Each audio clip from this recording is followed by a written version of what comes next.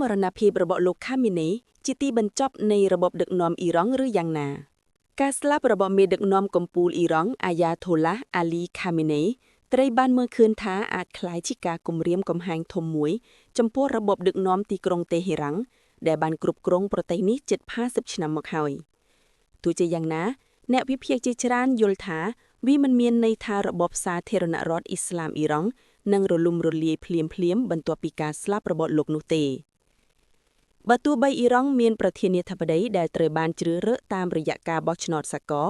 គឺលោកម៉ាស៊ូត ផេសេឈខេនក៏ដោយក៏អំណាចនយោបាយនិងយោធាធំបំផុតនៅតែស្ថិតនៅក្នុងដៃរបស់មេដឹកនាំកំពូល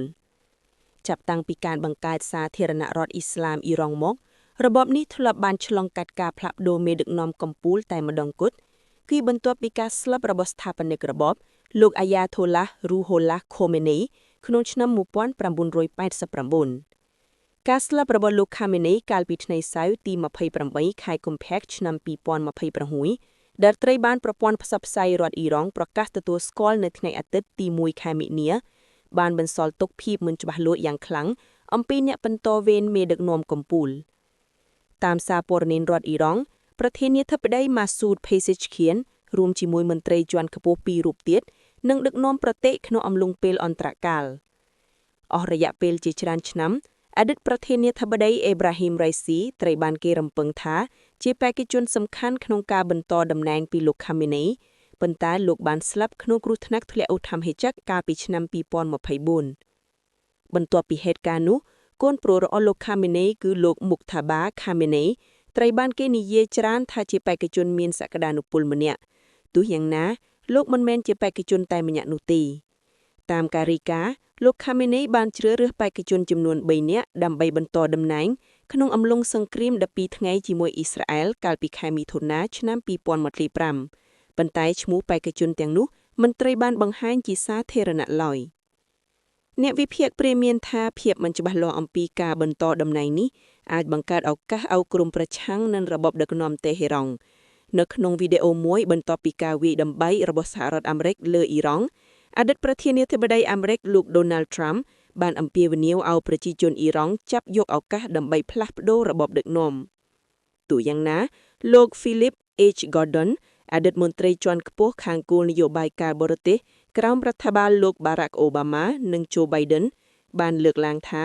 សាររបស់លោក Trump មានភាពមិនច្បាស់លាស់និងមិនបានបង្ហាញអំពីរបៀបជាក់លាក់ថាប្រជាជនអ៊ីរ៉ង់អាចផ្ដួលរំលំរបបបានយ៉ាងដូចម្តេចខណៈគ្មានវត្តមានកងទ័ពអាមេរិកឬអ៊ីស្រាអែលនៅលើទឹកដីអ៊ីរ៉ង់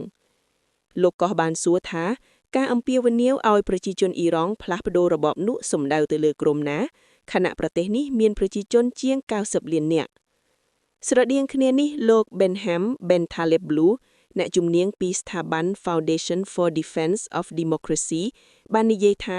ការស្លាប់របស់លោកខាមេនីមិនច្បាស់ថានឹងក្លាយជាចំណុចបញ្ចប់នៃរបបសាធារណរដ្ឋអ៊ីស្លាមអ៊ីរ៉ង់នោះទេតាមអ្នកជំនាញរបបដឹកនាំតេហេរ៉ង់ធ្លាប់ឆ្លងកាត់វិបត្តិក្នុងស្រុកនិងសម្ពាធអន្តរជាតិជាច្រើនដោយការប្រឹងក្រាបយ៉ាងតឹងទង់និងការប្រើយុទ្ធសាស្ត្រពណ៌ប្រផេះដើម្បីថែរក្សាកម្មវិធីនុយក្លេអ៊ែរនិងមីស៊ីលរបស់ខ្លួនរដ្ឋាភិបាលអ៊ីរ៉ង់ក៏បានបង្ហាញឆន្ទៈច្បាស់លាស់នៃការប្រឹងក្រាបបាតុករនិងអ្នកប្រឆាំងដែលមិនញញៀតដៃអ្នកវិភាគមួយចំនួនសង្កេតឃើញថាប្រសិនបើសហរដ្ឋអាមេរិកព្យាយាមអនុវត្តគំរូអន្តរកាលដូចករណីវេណេស៊ុយអេឡាលើអ៊ីរ៉ង់អាចនឹងនាំឲ្យទៅកាន់ការគ្រប់គ្រងមេដឹកនាំពីជួរកងកម្លាំងឆ្មងបដិវត្តន៍ប៉ុន្តែប្រសិនបើមិនមានការផ្ទេរអំណាចច្បាស់លាស់ទេអ៊ីរ៉ង់អាចនឹងត្រូវគ្រប់គ្រងដោយក្រុមយោធាក្រោមរបបផ្ដាច់ការខ្លាំងជាងមុននិងមានទិសដៅប្រឆាំងសហរដ្ឋអាមេរិកកាន់តែខ្លាំងឡើងក្នុងការដាក់ពាក្យសាក្សីចំពោះគណៈកម្មការទំនាក់ទំនងការបរទេសនៃព្រឹទ្ធសភាអាមេរិក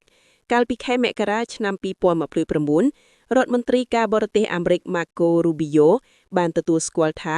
ក្នុងករណីការស្លាប់របស់លោកខាមេនីគ្មាននរណាម្នាក់អាចដឹងច្បាស់ថានរណានឹងក្លាយជាមេដឹកនាំអ៊ីរ៉ង់បន្ទាប់ឡើយ